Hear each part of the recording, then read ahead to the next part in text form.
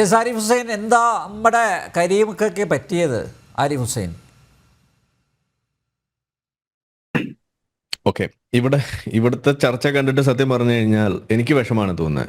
കാരണം ഇവിടെ ചർച്ച ചെയ്യുന്ന വേദിയിലിരിക്കുന്ന ഇടതുപക്ഷത്തിന്റെ ആളായാലും വലതുപക്ഷത്തിന്റെ ആളായാലും ഇതിന്റെ യാഥാർത്ഥ്യത്തെ തരിമ്പ് പോലും തൊട്ടിട്ടില്ല എന്നാണ് എനിക്ക് പറയാനുള്ളൊരു പരാതി.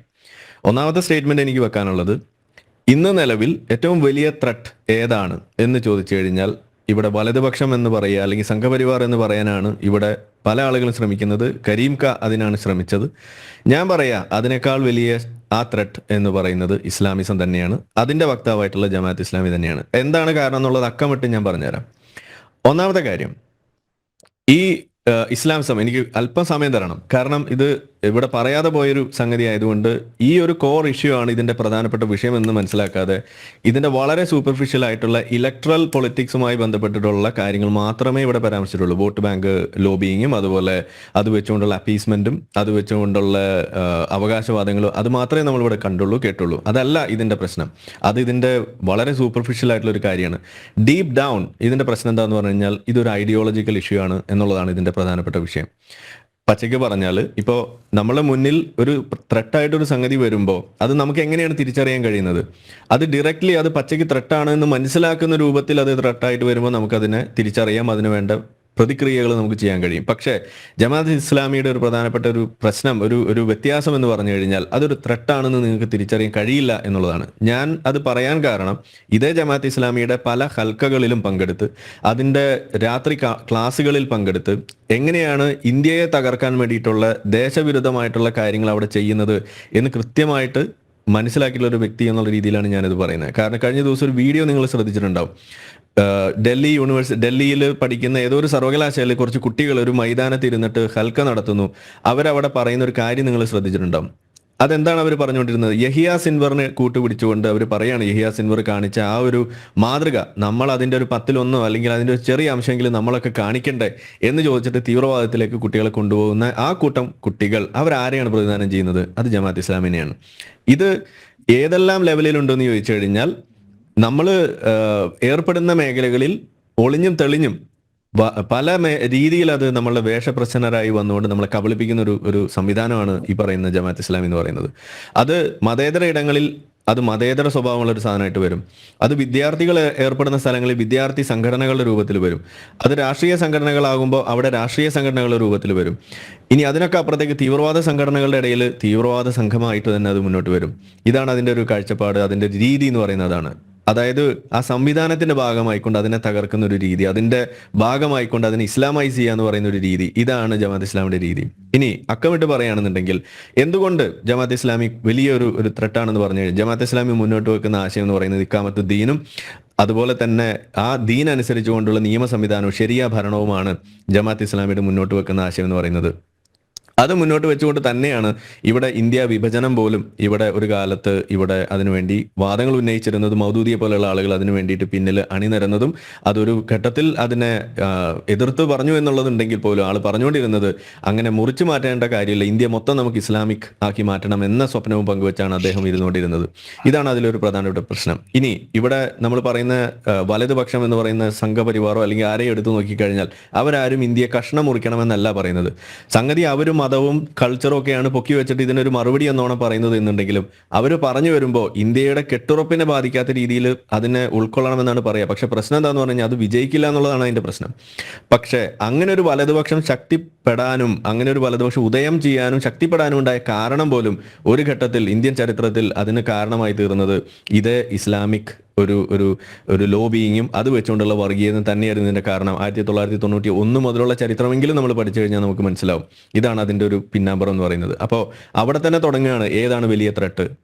ഏറ്റവും ചുരുക്കി പറഞ്ഞാൽ 2047 ഇന്ത്യ ഒരു ഇസ്ലാമിക രാജ്യമാക്കുമെന്ന് മിഷൻ ഡോക്യുമെന്റ് എഴുതി വെച്ച് വിഷൻ 2047 എന്ന് പറഞ്ഞുകൊണ്ട് പോപ്പുലർ ഫ്രണ്ട് ഇറക്കി വെച്ച സാധനത്തിൽ അവർ പറയുന്നത് ഇന്ത്യ ഒരു ഇസ്ലാമിക രാജ്യമാക്കും എന്ന് മാത്രമല്ല അതിന് കൂട്ടുപിടിക്കുന്ന എന്താണ്? ഇന്ത്യയിലെ ഈ പറയുന്ന ജനാധിപത്യ മതേതര സംവിധാനങ്ങളെ, നമ്മുടെ അംബേദ്കറിനെ പോലെ നമ്മുടെ തിരുവണ്ണ പതാകയെ പോലെയുള്ള സിംബലുകളെയും ഐക്കണുകളെയും നമ്മൾ ദുരുപയോഗം ചെയ്യുക എന്നത് തന്നെയാണ് അവിടെ എഴുതി വെച്ചിരിക്കുന്നത്.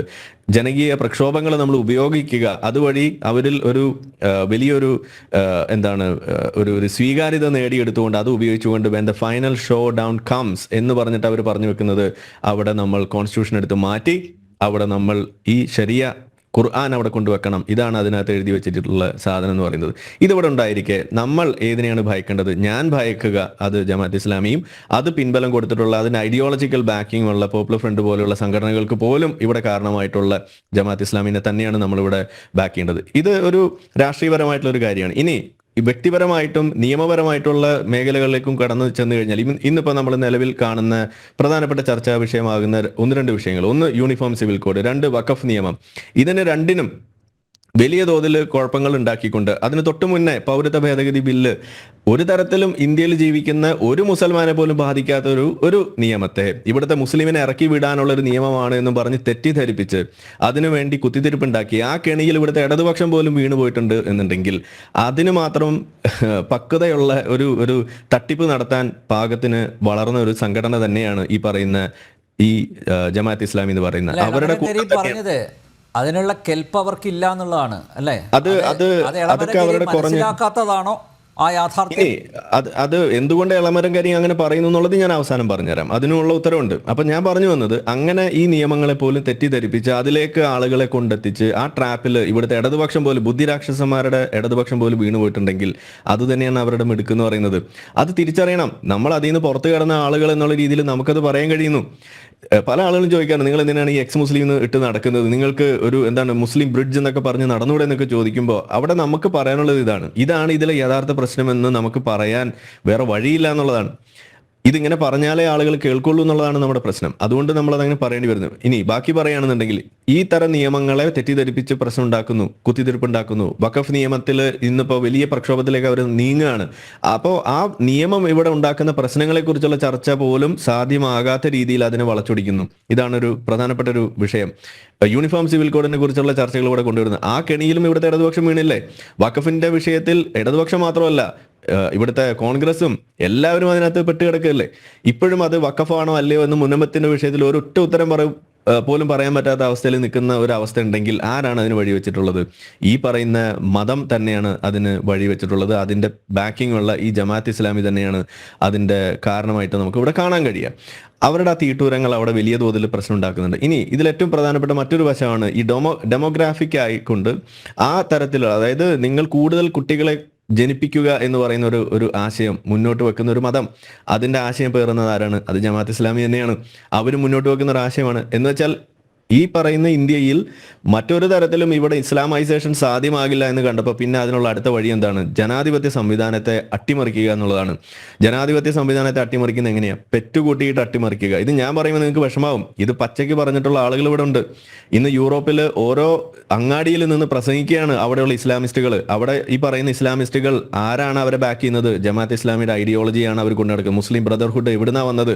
അതല്ലെങ്കിൽ ഇതുപോലുള്ള ആശയങ്ങൾ എവിടുന്നാ വന്നത് എന്ന് നിങ്ങൾ അന്വേഷിക്കുക. ജമാഅത്ത് ഇസ്ലാമിയാണ്. ഇന്ത്യയിലെ ജമാഅത്ത് ഇസ്ലാമി ഈ നാട്ടിലുള്ള ഏതെങ്കിലും ഒരു സാധ്യത കൊണ്ട്, ഏതെങ്കിലും ഒരു സാഹചര്യം കൊണ്ട് ചില കാര്യങ്ങൾ ഒളിപ്പിച്ചു വെക്കുന്നുണ്ട്, അല്ലെങ്കിൽ ചില തക്കിയ പ്രയോഗിക്കുന്നുണ്ട് എങ്കിൽ അതിന് കാരണം ആരാണ്? ഇവിടുത്തെ വലതുപക്ഷമാണ്. സത്യം പറഞ്ഞാൽ ഇന്ന് ജമാഅത്ത് ഇസ്ലാമി ഇവിടെ ഒളിച്ചും പാത്തൊക്കെ നടക്കുന്നതിന്റെ കാരണം ഇവിടെ സംഘികൾ ഉള്ളതുകൊണ്ടാണെന്ന് തന്നെ ഞാൻ പച്ചയ്ക്ക് പറയും.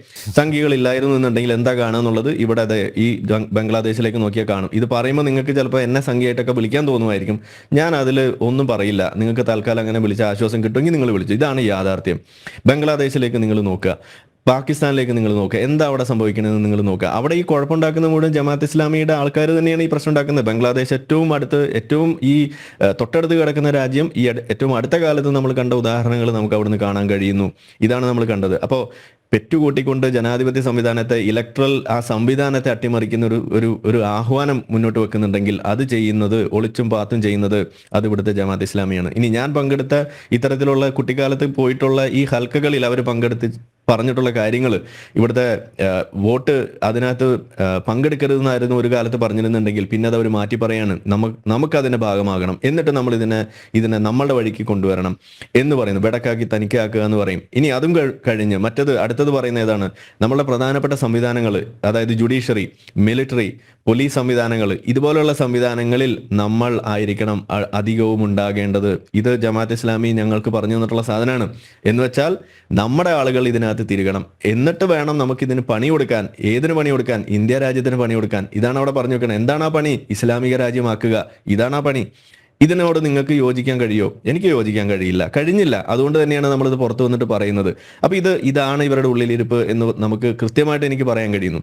അപ്പോൾ അങ്ങനെ ഇത്തരത്തിലുള്ള നിയമപരമായിട്ടും ഡെമോക്രാറ്റിക് ആയിട്ട് നിലനിൽക്കേണ്ട സംവിധാനങ്ങളെ റാഞ്ചിക്കൊണ്ട് പോയിട്ടാണെങ്കിലും ഇതിനെ വലിയ തോതിൽ പരിക്കേൽപ്പിക്കുക, ഇതിനെ അട്ടിമറിക്കുക, ഇസ്ലാമൈസ് ചെയ്യുക, ഇതാണ് അതിൻ്റെ പ്രധാനപ്പെട്ട ലക്ഷ്യം. ഇനി ഇതോടൊപ്പം അവർ ചെയ്യുന്ന മറ്റ് ചില വസ്തുതകളും കൂടിയുണ്ട്. മുസ്ലിങ്ങളായിട്ടുള്ള ആളുകൾ ഇതിനകത്തേക്ക് കൊണ്ടുവരാൻ വേണ്ടിയിട്ട് അതിനുവേണ്ടി ചെയ്യുന്ന പ്രധാനപ്പെട്ട പണിയാണ് ഇസ്ലാമിക് ഫൈനാൻസും അതുപോലെയുള്ള പാരലൽ ഒരു ഇക്കോണമി തന്നെ ക്രിയേറ്റ് ചെയ്തുകൊണ്ട് അതിനു വേണ്ടിയിട്ടുള്ള സംവിധാനങ്ങൾ ഇവിടെ ഒരുക്കി വെക്കുക. ഒരു കാലത്ത് ഒരു ഘട്ടത്തിൽ ഇതുപോലെ ഒരു ഇസ്ലാമിക് ഫൈനാൻസ് കിട്ടാൻ വേണ്ടിയിട്ട് കറങ്ങി നടന്നിട്ടുള്ള ഒരു വ്യക്തിയാണ് ഞാൻ. അന്ന് അതിന്റെ പിന്നാലെ പോയപ്പോൾ നമുക്ക് മനസ്സിലായി ഇത് കൃത്യമായ ഒരു അജണ്ട വെച്ചുകൊണ്ട് അതിനകത്ത് ചില കാര്യങ്ങൾ അവർക്ക് കൊടുക്കേണ്ട ആളുകളും ഇല്ലാത്തവരെയൊക്കെ കണക്കിലെടുത്ത് ആ രീതിയിൽ പോകുന്നൊരു സംവിധാനമാണത്. അതിന്റെ ഗുണഭോക്താക്കളായിട്ട് വരുന്ന ആളുകൾ അവരുടെ ചൊൽപ്പടിക്ക് നിൽക്കുന്ന ആളുകളെ കണ്ടെത്തുക എന്നതും കൂടിയാണ് അവരുടെ അതിലെ ഒരു പ്രധാനപ്പെട്ട ലക്ഷ്യമായിട്ട് മാറുന്നത്. അതും ഇവിടെ നടക്കുന്നുണ്ട്. ഒരു പാരലൽ ഇക്കോണമി തന്നെ ഇവിടെ അവർ സെറ്റ് ചെയ്ത് വെച്ചിട്ടുണ്ട്. നിങ്ങൾ അന്വേഷിച്ചാൽ നിങ്ങൾക്കും അറിയാൻ കഴിയും. ഇവിടുത്തെ ഇന്റലിജൻസോ അല്ലെങ്കിൽ സെക്യൂരിറ്റി ഏജൻസീസോ ആർക്ക് വേണമെങ്കിലും അന്വേഷിക്കാൻ കഴിയാൻ പറ്റുന്ന കാര്യങ്ങളാണ് ഈ പറയുന്ന സംഗതികൾ. ഇനി മറ്റൊരു വിഷയമാണ് ഇവിടെ നമ്മൾ നടക്കുന്ന ശരിയ നിയമങ്ങൾ ഇതിനകത്തേക്ക് കുത്തിത്തിരുകാൻ വേണ്ടിയിട്ടുള്ള ശ്രമങ്ങൾ. അത് ഏത് നിയമം വന്നു കഴിഞ്ഞാലും അതിനു വേണ്ടിയിട്ടുള്ള ചില ഊടുപണികൾ ചെയ്യുക, അത് ബാക്ക്ഗ്രൗണ്ടിൽ നിന്ന് ചെയ്യുക, മുന്നിൽ നിൽക്കുന്ന സംവിധാനങ്ങളെ, മുന്നിൽ നിൽക്കുന്ന സംഘടനകളെ ഇളക്കി വിട്ടുകൊണ്ട് അതിനു വേണ്ടിയിട്ട് കുത്തിത്തിരിപ്പുണ്ടാക്കുക. അത് ഇന്ന് ഏറ്റവും കൂടുതൽ ചെയ്തുകൊണ്ടിരിക്കുന്നത് ഇവിടുത്തെ SDPI-ക്കാരാണ്. അവരെ കൊണ്ടാണ് ഇത് ഇന്ന് കൂടുതലും ചെയ്യുന്നത്. നമ്മുടെ നാട്ടിൽ നടക്കുന്ന ജനകീയ പ്രക്ഷോഭങ്ങൾ പലത്, ഗെയിൽ പൈപ്പ് ലൈൻ്റെ അടുത്ത് നോക്കുക, അതല്ലെങ്കിൽ അങ്ങനെ പല സാധനങ്ങൾ നമ്മളിവിടെ കണ്ടു. ആരായിരുന്നു അതിൻ്റെ പിന്നിൽ? നമ്മുടെ പ്ലാച്ചിമട സമരം എടുത്തു നോക്കിയാലും എല്ലാത്തിൻ്റെയും പിന്നിൽ ഇതുപോലെ കുറച്ച് ആളുകളെ നിങ്ങൾക്ക് കാണാൻ കഴിയും. എന്തായിരുന്നു അതിൻ്റെ ആവശ്യം?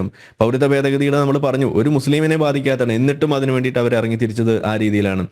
അങ്ങനെ ഓരോ തലത്തിൽ നമ്മൾ നോക്കുകയാണെന്നുണ്ടെങ്കിൽ ഒരു സംഘം, അതായത് ജമാഅത്ത് ഇസ്ലാമി എന്ന് പറയുന്ന സംഘവും മറുപക്ഷത്ത് നിങ്ങൾ തന്നെ പ്രതീക്ഷിച്ചിട്ടുള്ള ഈ പറയുന്ന വലതുപക്ഷം തീവ്ര ഹിന്ദുത്വ സംഘം എന്ന് പറയുന്ന രണ്ട് സംഘങ്ങളെ നിങ്ങളെടുത്ത് കമ്പയർ ചെയ്യുമ്പോൾ തറപ്പിച്ച് പറയാൻ കഴിയും.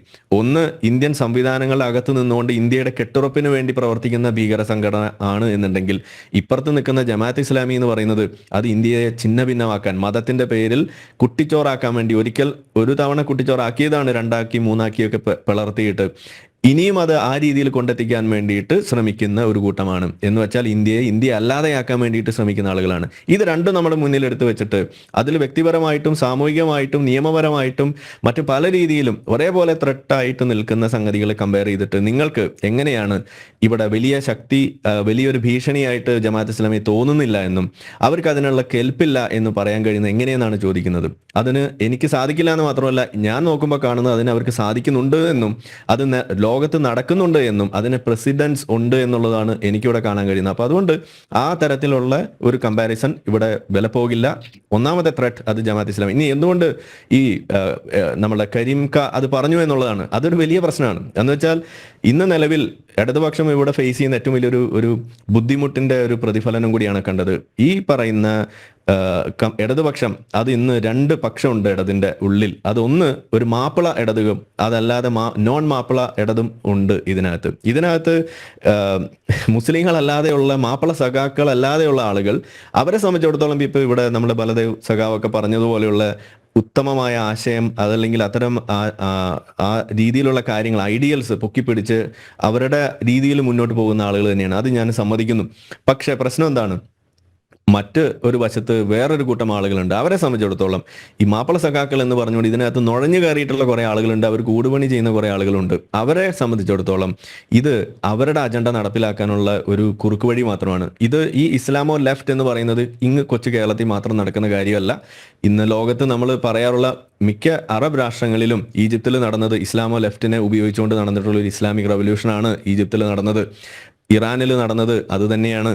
അഫ്ഗാനിസ്ഥാനിൽ നടന്നത് അത് തന്നെയാണ്. അങ്ങനെ പല സ്ഥലങ്ങളിൽ നിങ്ങൾ നോക്കിക്കഴിഞ്ഞാൽ എവിടെയെങ്കിലുമൊക്കെ ഇടതുപക്ഷവും ഇസ്ലാമും കൈ കോർത്തിട്ടുണ്ടോ, ഒരു അവസരം നിങ്ങൾ കൊടുത്തിട്ടുണ്ടോ, ആ സ്ഥലങ്ങളിൽ ആദ്യം മൂടപ്പെട്ടു പോയിട്ടുള്ള ആ സംഘം എന്ന് പറയുന്നത് ഈ മാപ്പിള സഖാക്കൾ നേതൃത്വം കൊടുക്കുന്ന കമ്മ്യൂണിസ്റ്റ് പാർട്ടി തന്നെയായിരുന്നു. അപ്പോൾ അത് ഇവിടെയും സംഭവിക്കും എന്നതാണ് എനിക്ക് പറയുന്നത്. അപ്പോൾ അതുകൊണ്ട് ബലദേവ് സഖാവിനെ പോലുള്ള ആളുകളോട് എൻ്റെ ഒരു അഭിപ്രായം ഒരു റിക്വസ്റ്റ് എന്ന് പറയുന്നത്, നിങ്ങൾ ഈ വിഷയത്തിന്റെ ഈ കാതലായ ഈ ഐഡിയോളജിക്കൽ വശത്തെ കാണാതെ ഇലക്ട്രൽ പൊളിറ്റിക്സിന്റെ മേഖലയിൽ നടക്കുന്ന വോട്ട് പങ്കുവെക്കുന്നതുമായി ബന്ധപ്പെട്ട് അപ്പീസ്മെന്റുമായി ബന്ധപ്പെട്ടുള്ള കാര്യങ്ങൾ മാത്രം ചർച്ച ചെയ്തുകൊണ്ടിരുന്നാൽ ഇത് നിങ്ങളെയും കൊണ്ടുപോകും എന്നാണ് എനിക്ക് പറയാനുള്ളത്. ഇതൊരു കാതലായ ഒരു ഡീപ്പർ ആയിട്ടുള്ള ഒരു വിഷയമാണ് എന്ന് ഉണർത്തിക്കാനാണ് ഞാൻ ആദ്യം ഇവിടെ ശ്രമിക്കുന്നത്. താങ്ക്